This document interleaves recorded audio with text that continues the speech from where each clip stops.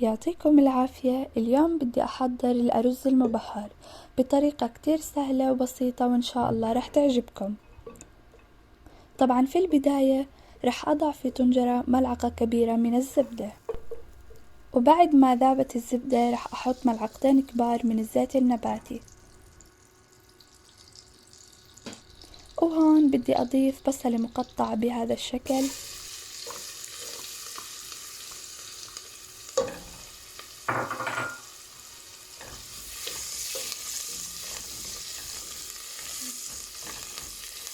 ورح أضيف حبتين من الثوم المفروم، ورح أحركهم مع بعض تقريبا لمدة دقيقتين.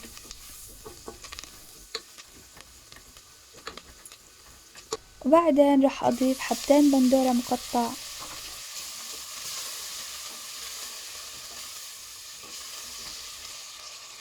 رح أحط قطع الدجاج في الطنجرة، لكن أنا هون مستخدميتهم بدون جلد.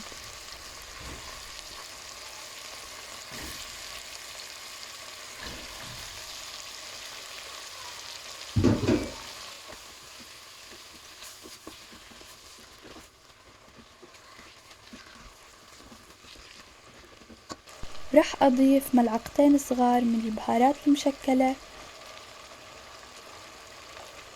ملعقة صغيرة من الكاري، وملعقة صغيرة من الفلفل الأسود. تقريبا أنا استخدمت حبة لومي و5 حبات قرنفل و5 حبات هيل وحبتين ورق. وهيك رح أقلب الدجاج بالتتبيلة بشكل منيح.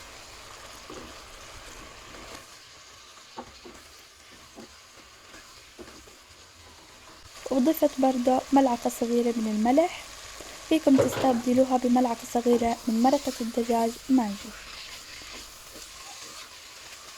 وبعدين رح أغمر الدجاج بالمي بشكل كويس. طبعا هون أهم إشي إنه المي تغمر الدجاج، يعني تقريبا أنا احتجت 1.5 لتر من المي. وهون بدي أترك الدجاج على نار متوسطة حتى تبدأ بالغليان. وهون لما بلش عندي الدجاج بالغليان رح أغطي الطنجرة وأتركها على نار هادية حتى الاستواء تقريبا لمدة 45 دقيقة. وهون بعد ما استوى الدجاج رح أرفع الدجاج من الطنجرة وأصفي مرقة الدجاج من الشوائب الموجودة فيها.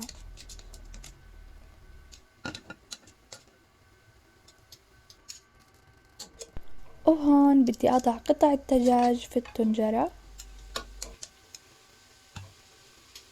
وبعدين بدي أضع كوبين أرز بسمتي منقوع مغسول، ورح أسكب 3 أكواب من مرقة الدجاج وأترك الرز على نار هادية حتى يبدأ بالغليان.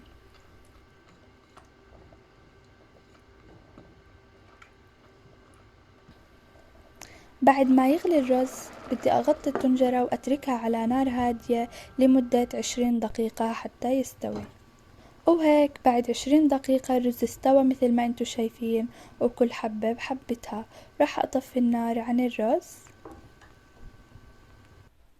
وهيك بيكون خلصت من تحضير الرز المبهر. إن شاء الله تعجبكم الوصفة وتجربوها وتعطوني رأيكم في التعليقات بعد ما تجربوها، وألف صحة وهنا.